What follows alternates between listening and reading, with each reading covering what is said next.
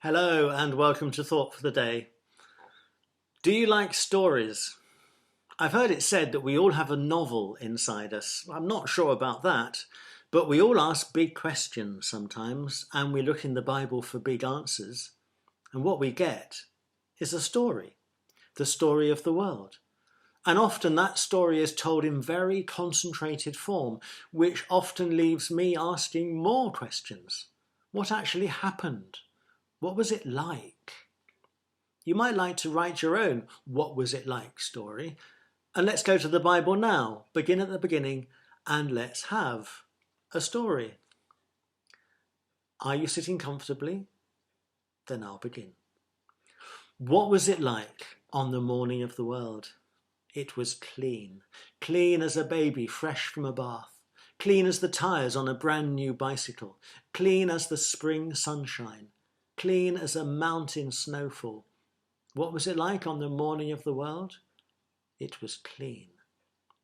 What was it like on the morning of the world? It was quiet.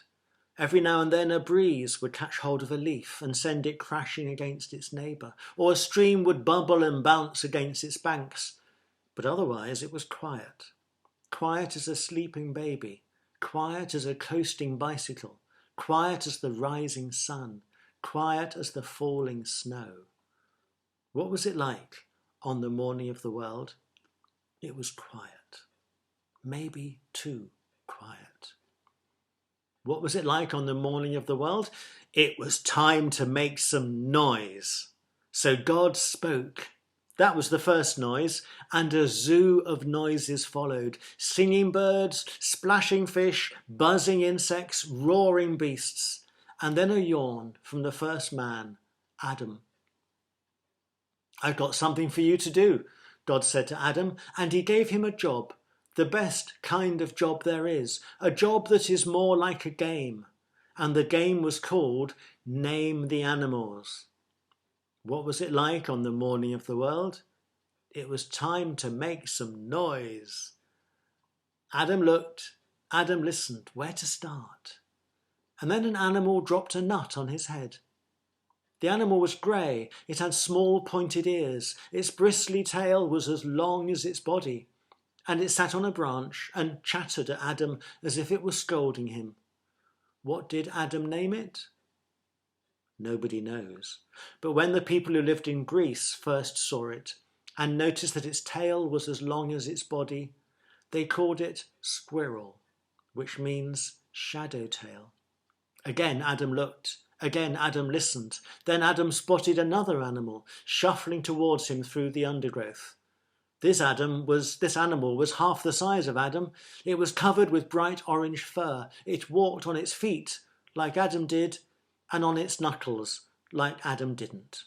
But the most remarkable thing about this animal was its face. A face that looked a bit like Adam's face, in fact. What did Adam name it? Nobody knows.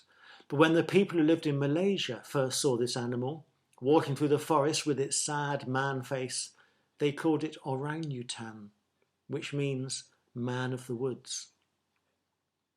Once more Adam looked, once more Adam listened, and he heard a munching, crunching sound. Adam turned round, and behind him there stood a creature twice his height, chewing the bark off a tree.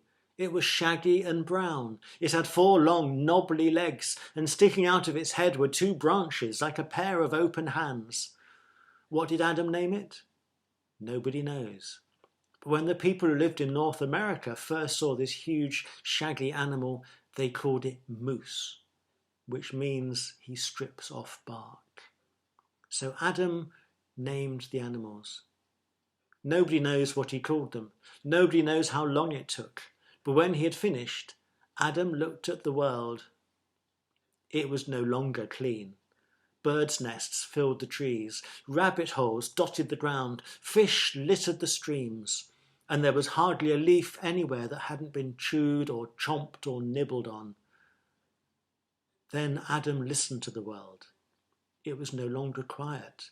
The air was full of cawing and squawking and singing. The ground was crawling with snorting and grunting and squeaking. The streams were rushing with jumping and splashing and diving, and the jungle rustled and snapped and shook. What was it like on the morning of the world? The world was no longer quiet. The world was no longer clean. It was noisy. It was messy. So God gave Adam a name for it. And the name was Good. Let's pray.